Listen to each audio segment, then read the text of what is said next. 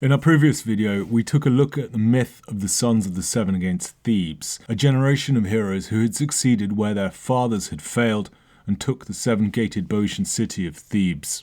They were the heroes of an epic poem, the Epigonoi, of which a single line survives. In this video, we'll consider what we know or what we might be able to infer about that lost epic. Welcome to Ancient Classics. If you haven't already, remember to subscribe. So, this single line is all we have of the epic. And since it's all we have, we better pick it apart. But first, how did it even come down to us when everything else was lost?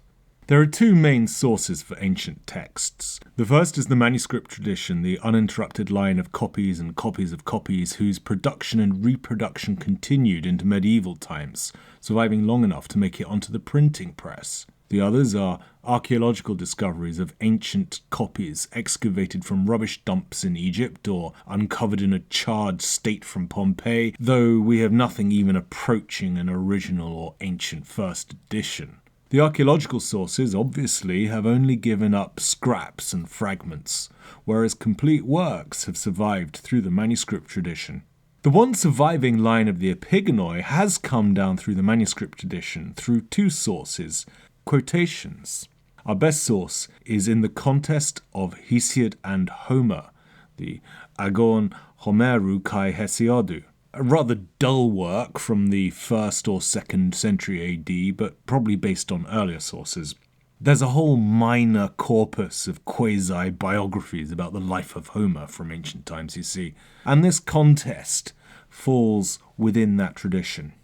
Homer and Hesiod enter into a song contest at Chalcis. Hesiod wins, Homer loses. Hesiod's like, oh, I'm so good, now I'm going to write about this in the Works and Days, don't you know? But Homer just carries on his day job as a gigging epic poet. And then Homer, after failing to win, went wandering around telling his poems. First the Thebaid in 7,000 lines, whose beginning goes, "Sing, goddess of parched Argos, whence the lords..." Then the Epigonoi in 7,000 lines, whose beginning goes, "And now let us begin, muses, our song of younger men." For some say that these poems are also Homer's. Homer gets better at his craft and ends up writing the Iliad and Odyssey, and the rest, as they say, is total bullcrap because no one takes these lives of Homer literally. Our other source for the first line of the Epigonoi comes from a more mainstream author, one of the greats no less, the comedic poet Aristophanes from his play Peace, Irene, which dates to the 420s BCE. Peace has quite literally come to the land, and people are preparing to celebrate. The protagonist, Trygaios, has been chatting with some arms dealers and manufacturers. They've been complaining about how peace is going to be really bad for business. They leave, and some boys come on stage to take a slash, Trygaios surmises, and to practice the songs that they'll be expected to sing at the forthcoming festivities. Trygaios strikes up a conversation with one of them. "What young man do you intend to sing? Stand here next to me and tell me how it starts." "And now let us begin our song of younger men." The boy is cut off there by Trygaios, and that's it. There's no further context in the play itself, no attribution of the song to any context or source by Aristophanes, although an ancient scholiast commenting on the passage notes that this is the start of the Epigonoi. So, since we have one line, the first line, and one line only, we better milk it for all it's worth. Let's do that. Nun, alth, hoplateron andron, achometa musai. And now let us begin, muses, our song of younger men. Okay, first off, it seems to fit well within the tradition of invocations of the muses. You know the drill, the Iliad. Sing, goddess of the wrath of Achilles, son of Peleus. Or the Odyssey. Tell me about the man, muse. Or indeed the Thebaid. Sing of parched Argos, goddess. Fast forward, Paradise Lost. Of man's first disobedience and the fruit of that forbidden tree, blah, blah, blah, blah. Sing, heavenly muse. I could go on, but back to the Epigonoi. Note, the muses here are plural. Kind of strange because I thought Calliope was the muse of epic, and the others were of the lesser arts. Yeah, Hesiod gets visited by several muses, but he's kind of epic adjacent. What other epics actually invoke multiple muses? I guess even the Christian Milton invokes just the one. Actually, there is an alternative version of the first line of the Iliad, which features the muses in plural, but it's not as good as the canonical version, so like everyone else, I'm just going to ignore it. Interesting also is the first person plural, archometha, let us begin. Well, who's us? The Homeric poet of the Odyssey sings in the first person singular, tell me, muse. Is the poet somehow numbering themselves amongst the number of, or at least a pair of the muses? Or is this we, a collective we, poet and audience, the tradition, the community? The verb itself, archometha, let us begin, well, that's a little bit underwhelming too. I mean, if one's going to launch an epic, you got to start it with a punchy, high-impact verb. Sing, tell, or whatever, not, hey, I guess we better, begin. Though, to be fair, the verb's not unprecedented. The proem of Hesiod's Theogony has it, and archomenos is the very first word of the Batrachomuomachia, the Battle of the Frogs and the Mice. So yeah, the only other epic-like thing I know that begins with the word is literally a joke. A classic epic proem has three elements: the goddess or the muse, the initiating verb, but also the third element is the subject, or grammatically, I guess, the object. Most decent epic proems kick off with the subject itself. The first word of the Iliad is menin, hell yeah, wrath. The Odyssey, andra, man. And Virgil's Aeneid's first two words, arma virumque, arms and the man. I mean, even Milton, though his proem's a bit wordy, starts off with the evocative of man's first disobedience. True, of is a pretty rubbish word with which to start an epic, but Milton's doing the best he can within the constraints of the English language, and he has twisted the natural word order so as to kick off with his core theme. But with the Epigonoi, hell, what do we start with? Nun auth. Now, again, I mean, come on, that's just weak. Or perhaps I'm being too harsh. For the sake of balance, I should quote Malcolm Davies's quote, poets likewise regularly use the Greek word for now when passing to a new subject, even at the start of a poem, and the word again is often used in invocations to the muse.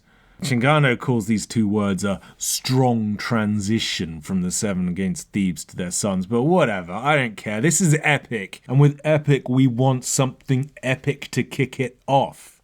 We only get to the actual theme, the subject, halfway through, hoploteron andron, younger men, though that conventional translation, to be fair, is doing a bit of a disservice. Hoploteron is a comparative adjective, more, and it's cognate with hoplite and all that, so it kind of means more fit for armour, more of a fighting age, hence the rather dull translation, younger. I kind of like it. They're both younger than their fathers, obviously, but also more warlike. How much more meaning can I extract from this first line? I mean, I've literally spoken about every single surviving word of the epic. So let's move on to the poem's authorship and its place within the broader epic cycle. Recall our two sources for the Epigonoi's first line, the contest of Homer and Hesiod and Aristophanes' piece. The contest assigns authorship of the Epigonoi, of course, to Homer, though even then the text acknowledges that only some say these poems are also by Homer. Now, Herodotus, writing in the 5th century BCE, likewise suggests that the Epigonoi was attributed by some, but not others, to Homer. This statement comes in Book 4 of Herodotus' Histories. The context is that Herodotus is giving some background on the Hyperboreans, a probably fictitious tribe from the north, and he makes the following passing comment. But Hesiod has a bit about the Hyperboreans, and so does Homer in the Epigonoi, if in fact Homer did write that epic. As for Aristophanes' piece, the play gives no further information about the citation from the Epigonoi, but moves on to other epic quotations or manglings of pseudo-epic. But we do have a marginal note, a comment from an ancient scholiast written into the manuscripts, which informs us that This is the start of the Epigonoi by Antimachos. So, who was this Antimachos? Dunno. Malcolm Davies surveys all the known Antimachoi, concluding that the name check is just an unfortunate red herring, or in his snide reference, an archaic hachon. There was an Antimachos who wrote a massive Theban epic, apparently, which I think supposedly had 24 books before the 7 even got to Thebes, let alone their sons. So almost certainly not our guy. The contest says that the Epigonoi totaled 7,000 lines. So, who wrote the Epigonoi? Homer, whoever Homer was, this Antimachos fellow, or some people even else? We're not going to, and we can't answer that question, not definitively at least. But to begin to work towards an answer of sorts, we need to look at this poem within its wider literary context as part of the epic cycle. So what do we mean by the epic cycle? It's the term given to various archaic epic poems, all of which have now been lost, apart from a few scraps and quotes, and apart from the entirety of the Iliad and the Odyssey. The cycle itself can be broken down into 2 core subcycles, or more depending on where you draw the line. The most famous subcycle deals with the Trojan War, its origins, its course, and the returns of the Greek heroes from Troy, and about the stories of their sons afterwards. The very last epic, in fact, in the entire cycle is the Telegony, about the further adventures of Odysseus and his son Telemachus after the events of the Odyssey. The epic cycle begins, in a narrative sense at least, with an epic or two about the early struggles of the gods, the Titanomachy, or Titanomachy, or Titanomachy, whatever. A lot of that material is covered in Hesiod's Theogony somehow, though Hesiod stands apart from the epic cycle, I guess because he represents an entirely different branch of the archaic epic tradition. Then we have the Theban subcycle standing in the middle, between the origin stories of the gods and the Trojan War. There were perhaps 4, maybe 5 epics within the Theban subcycle. The Oedipidaea, which focused on the story of Oedipus. Then the Thebaid, the War of the 7 against Thebes. Possibly that was preceded by an epic about the departure of Amphiaraos, the one whose wife Eriphyle was bribed with the cursed necklace for Harmonia, though perhaps that's just part of the Thebaid proper. Then, following the Thebaid, we have the Epigonoi, then perhaps followed by an epic about Alcmaeon. Within this grand scheme, the Epigonoi kind of sits somewhere in the middle. The fact that some of its participants, Diomedes in particular, feature in the Trojan cycle, act as some kind of segue, though there's a whole debate over whether or exactly to what extent the poets of the Trojan poems are conscious of the Epigonoi. But let's consider the Iliad and the Odyssey, which I'll refer to as the Homeric epics. The relationship of these to the rest of the cycle is critical as to whether we are to think of the epic cycle as a retrospective classification or as something with some kind of self-conscious organizing integrity. If one removes the Iliad and the Odyssey from the cycle, then that leaves a gaping hole in the narrative of the Trojan War. The cyclic epics deal with all the other events around and in between the Iliad and the Odyssey, but they don't overlap with them. Were the Iliad and the Odyssey then an integral part of the cycle? Were they written first and then the remainder written around them? Or did other poems within the epic cycle exist covering the same ground as the Iliad and the Odyssey, but which have since been edited out? It's also tempting to distinguish the Homeric epics from the rest of the epic cycle because, well, they actually survive. And it's unfair perhaps to make any kind of qualitative comparison between the Iliad and the Odyssey and the other poems in the epic cycle because there's nothing to compare. But that hasn't stopped scholars from trying to do so. Indeed, many have taken the view that the Homeric epics were just better than the other cyclic poems. There's a theme of extreme gruesome horror and fantasy and sensationalism that we can perhaps glean from the cyclic poems, typified, for example, by Tydeus and his brain-munching. That grimdark and fantastic sensibility emerges from time to time in later epic authors, most notably Statius, but it's notably absent in the Homeric epics, as indeed it is in received notions of elegant classical style and taste, whatever that means.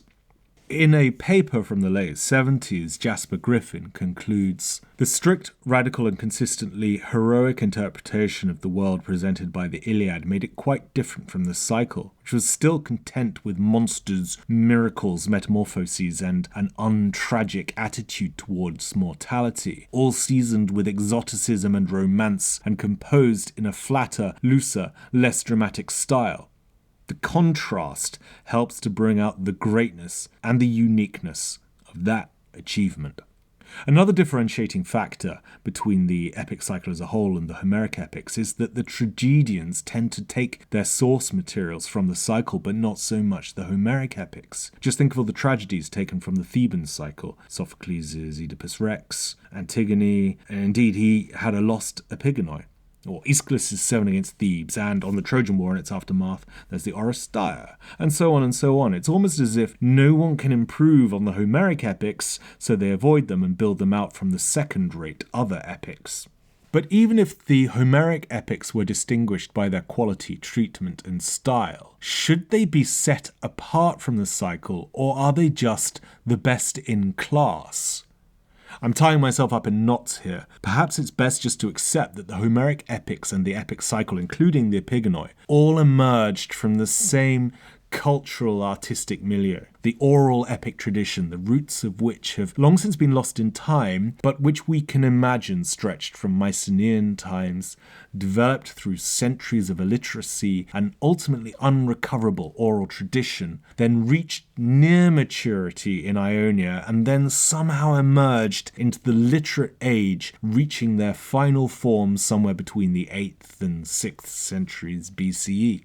So let's just imagine that. So, by the 8th century BC, there was an entire tradition, a culture of epic poetry, an oral tradition, though with the reintroduction of writing into the Greek world, perhaps initial efforts were already being made to codify or write the epics down. How did we get to the stage whereby the Iliad and the Odyssey were not only written down, as indeed were, or it seems, many of the other cyclic poems, but that the Iliad and the Odyssey, managed to gain such cultural dominance and prestige that they were copied and recopied so many times and disseminated so widely that now they survive as complete texts when all else has been lost? Perhaps the Iliad and the Odyssey were always acknowledged as the best epic poems, and that the rest of the cycle, or what we call the cycle, formed around them subsequently, perhaps as worked into their final shape by inferior poets, the epic B team. Perhaps the Iliad and the Odyssey were indeed just better than everything else. So through a process of kind of cultural Darwinism, they got copied out and spread so many times, so much more than the others, that everything else just eventually fell by the wayside. That's not too far-fetched. One can say much the same about other cultural scenes where, in retrospect, we only really remember and still enjoy the work of one or two artists. Sometimes the best stuff is the stuff that lasts. But perhaps that's too crude just to say that the Iliad and the Odyssey were better per se. Perhaps they were made that way. What I mean is this: perhaps out of a mass of competing, overlapping works within an overarching traditional scene, whatever became the Iliad and the Odyssey was somehow adopted, given some kind of preeminent political and social cachet, even a universal or at least pan-Hellenic significance. We can see this perhaps in the cultural programming of the Pisistrated dynasty in the 6th century Athens. Having been thus given such a special status, howsoever and whysoever, the future course of development was set. The Iliad and the Odyssey were then refined and honed and perfected with this kind of universal, cosmopolitan, pan-Hellenic agenda in mind. Meanwhile, the other cyclic poems were left to do their own thing, left as archaic regional curiosities perhaps, and allowed to develop that way too. So that by the time the epics were written down in their near final forms, there was already a distinct difference in quality and outlook, even length and sophistication, between the Iliad and the Odyssey and the other cyclic poems. This might also explain how, at some stage, it seems that all or most of the cyclic poems were attributed to Homer, but that then increasingly the Homeric authorship of the cyclic poems, other than the Iliad and the Odyssey, were questioned, and those other poems were then attributed to other random guys, often from a specific locale, such as this Antimachus guy. There was probably never a watershed moment, and we can see both Herodotus in the 5th century BCE and the author of the Contest in the 1st AD still giving Homer as the author of the Epigonoi, but then immediately putting a heavy caveat on that statement. And by the way, whilst in modern days we're always debating the Homeric question, whether the Iliad and the Odyssey were written by one, two, or many poets, I don't think that anyone seriously questioned that in ancient times. I don't know, perhaps I'm wrong there. Anyhow, when did people actually start talking about a cycle per se? It wasn't as if, at least I doubt it was, that people went around in the 8th century going, oh yeah man, I'm really into this cycle stuff, want to go check out a cycle gig. I heard this guy Homer's in town, cool. There are references to a cycle of sorts in Aristotle, but perhaps it only really became a class, a thing, in a later period. Here's Martin West's chronology of the stages of compositional development and reception of the cyclic epics. Just one view, but I think it's kind of helpful to root ourselves in something. Time to return to the content and themes of the epic itself. Let's think about the Epigonoi first as a sequel or continuation. The clue is in the name, for one thing, Epigonoi. Whoever gave the heroes and the epic that name, the next generation, presupposes the first generation. That's kind of weird because isn't everyone the next generation relative to the preceding, so why make a thing of it? Also, recall the very first words of the Epigonoi, which I was so rude about earlier. Nun aut hoploteron andron. Nun aut is a transitional phrase, moving on to something from something else. And note also the comparative adjective hoploteron, younger, or more fit for war. Younger than whom? Well, the preceding generation, of course. So the first line is loaded with signals that this epic follows something else. So much for the Epigonoi, and I'm talking here primarily about the myth on the unverifiable assumption that all of the core elements featured in this epic. Well, that can be seen as a kind of response to or a repetition or conscious reversal of the Thebaid or the Seven against Thebes. The very fact that the sons launch a campaign against Thebes, this time successfully, the bribery of Eriphyle and her persuasion of her reluctant husband Amphiaraus, or then her son Alcmaeon, to go to war, the monstrous Tumesian fox, a monster sent against Thebes by the gods, parallels in many ways the Sphinx sent by the gods to terrorize Thebes earlier, although that probably featured in the Oedipodea rather than in the Thebaid. One can guess that there were many more parallels at a dramatic or textual level, though with that being lost, there's no way of proving it. But I don't know. Especially given the lack of written evidence, isn't everything a response to everything else anyway? Indeed, isn't that the whole point of a cyclic epic, albeit that its identity as a cycle per se comes retrospectively? But then you get some commentators who take the opposite position altogether and suggest that the Epigonoi and the Thebaid were one of the same, one single longer epic about Thebes, perhaps influenced by the attribution of the Epigonoi to that Antimachos guy who seemed to have written a massive Theban epic himself. But I feel reasonably confident that the cyclic Thebaid and the Epigonoi constituted two distinct epics. We have so little evidence to go on, so we've got to double down on what we have, the first line of each. For all the reasons I've discussed, the first line of the Epigonoi bears all the hallmarks, albeit imperfectly executed, of a proem or an opening line of an epic. So with that, we just have to conclude that it was its own epic with its own beginning, albeit one which harkened back to earlier events. If we can't even conclude that, then we really are left with nothing. But that's a problem. I've spent all this time talking about, what? A single line. Any kind of literary analysis is always such a subjective and uncertain thing, especially when one has nothing contemporaneous to go by. One can speculate, but where does one draw the line? It's an unsolvable mystery. And that's both why I find this epic so fascinating, but also why I find myself spiraling into aporia, confusion, going off down dead ends on tangents. It teases and frustrates, and it leaves us, or at least me, desperate to learn and understand more, but ultimately that's an impossible task. We're left knowing nothing, and with nothing of substance to say, unless... See, that's the thing. We're never left with nothing. I started this video series with a corny joke. I pretended that I was going to make an audio recording of the epic, only to end up reciting its single line. Well, I'm going to make good on my original promise. Why should we let the absence of evidence stop us?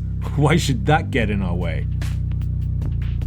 So for now, like and subscribe, and we'll be back in due course with a complete audio recording of Book 1, and if I feel like it, Book 2, of the Epigonoi.